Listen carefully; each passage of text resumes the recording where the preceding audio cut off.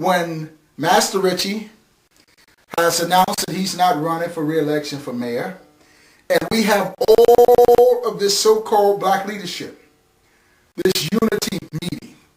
And I had a friend that called me and persuaded me to go to this unity meeting. And I saw a number of the candidates, the black candidates there for mayor. And I thought it was a good thing. I thought it was a good thing, and I was all for unity. I was all for putting my sword in the sand and standing behind one consensus candidate to get the 5th floor of City Hall. I was all for that. But then I began to see this process, and I began to realize that this was a group of people that had black leadership, from preachers to elected officials to business people to selected community people that had their own interests at heart. And then I took myself back to Harold Washington. After the movement that swept Harold Washington in, you had eventually, with the council wars, Harold Washington gained control of the city council with a 25-25 split, and he was a tie-breaking vote. But did you not know that many of those 25 black aldermen that stood with Harold Washington, voted with Harold Washington, and will invoke Harold Washington legacy to you today, was not 100% behind Harold Washington? And matter of fact, would have got in Verdoliak's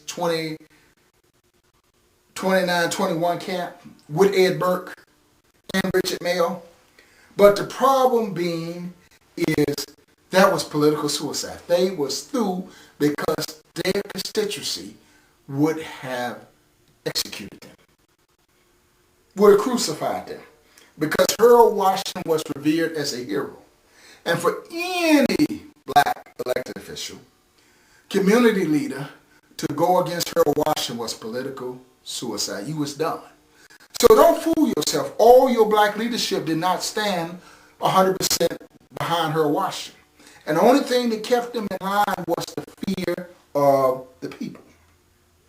And my concern today, as we embark on this upcoming mayor's election on February 22nd, 2011 here in Chicago, is that we have no true leadership to represent our community. We have opportunists. We have leaders that have been in power or put in position or fed. We have leadership that has been force-fed to us as our leaders. And their own motivating interest is self-empowerment, money, and greed. And they use our people in our community as the instrument to power up as power brokers in this game. As I said, I would have embraced one consensus candidate. But when I look at the circumstance and condition, I can't get behind Carol Mosley Braun for mayor. I cannot get behind Larry Rogers for mayor. And I'm looking for that candidate whom the coach will embrace. And you watch for future shows. I'm running for alderman in the 34th Ward against Kerry Austin in this upcoming election as well. And I've been out there throughout this 34th Ward getting petitions. And by the time the show airs, petitions will be over. But you can still call and find out how you can support the coach in this run for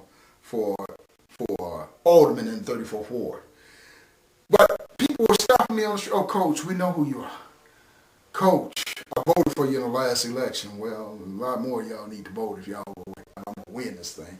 But I voted for you. Coach, who should we vote for the next mayor? What do you think about this mayor's race? Coach, when Master Richie announced he wasn't running, first thing I did was ran to the TV and turned it on that station looking for you. And I got people calling me. Y'all making me feel like I'm important around here. But they all to a man said, Coach, you tell the truth. I was at a breakfast. Somebody was hosting, and the folks, Coach, I was popular. I thought Oprah Winfrey had walked in there. I was so popular in that place. But the problem I have is we have no leadership that we can fall behind for truth, for humanity. We have to elect a mayor in the city. And you got to understand the demographics of the city when you talk about the importance of this mayor's race. This city is 52% minority, non-white. 44% of the voting population is African American, black, colored people. 36% of the voting population of the city is white, Caucasian.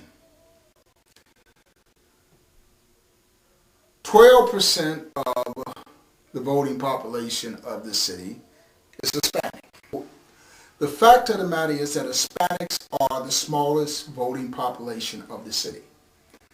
Hispanics vote in blocks of more like 4% of the voting population.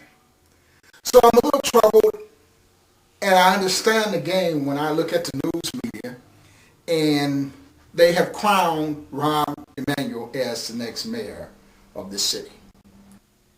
Now, I've yet to figure out how 36% of the population can trump 44% of the voting population. But they banking on the fact that we as a people, colored people, black folks, Negro people, will be so divided at election time that they will win the seat right from up under us by divide and conquer. You see, when Harold Washington won for mayor of the city of Chicago, there was 3 candidates. There was Richard Daley, Jane Byrne, the city mayor, and Mayor Washington. Richard Daley and Jane Byrne split up the white vote, and Harold Washington went in off a solid block of black votes and lakefront votes. Now, what happened, there was concern with a black man running the city, controlling the money. They really didn't care about a black man being mayor. They was concerned about the control of the wealth and the power that was amassed under all these years of white rule of the city. Because you see, when we see the old Daley machine that ran the city and brought off our black leadership, we having some black leadership in that day. There was precinct captains giving jobs, giving turkeys, and all this good stuff to keep the Negroes under control. And what happened is they had a system in place. And we see how when Ed Kelly was in charge of the Chicago Park District after Harold Washington took over as mayor of the city, almost everybody within Ed Kelly's ward was on the Chicago Park District payroll.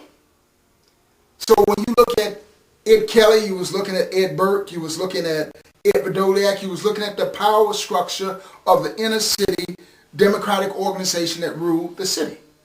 And you didn't get political jobs, you didn't get on the police force, you didn't get on streets and sanitation, you didn't get in all these key job positions if you were not politically connected and if you were not doing political work. And it's known as the fact that the county board under George Dunn, under Old Man Scroger, was nothing more than a political patronage system for the Democratic organization in Chicago and state officials. It's a known fact.